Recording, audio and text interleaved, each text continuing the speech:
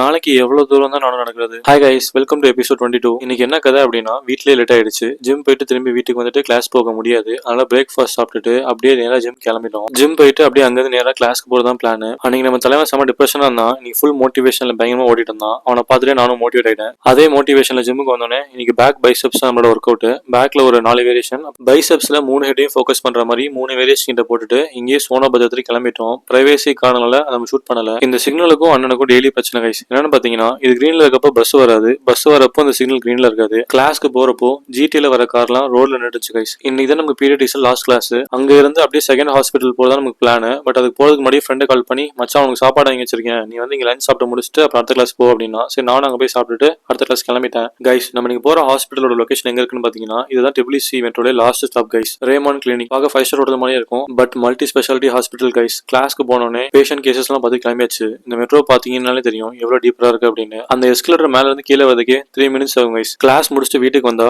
ஒரு அழகான சன்செட். அப்படியே நம்ம ஃப்ரெண்ட்ஸ் எல்லாம் சேர்ந்து ஆப்பிள் சாப்பிட முடிவு பண்ணிட்டோம். 1 ஆப்பிள் 1/3 போட்டா யாருக்கும் பத்தாது, அந்த மாதிரி எங்களுக்கும் பத்தல. அதனால ஃப்ரிட்ஜ்லயும் கரெக்டா 3 எக் தான் இருந்துச்சு. அதை நாங்க போட்டு சாப்பிட்டு முடிச்சுட்டு கொஞ்சம் கேம்ஸ், நிறைய ஸ்டடிஸ் பண்ணிட்டு டே முடிச்சிச்சு கைஸ். நாளைக்கு பார்ப்போம். பை.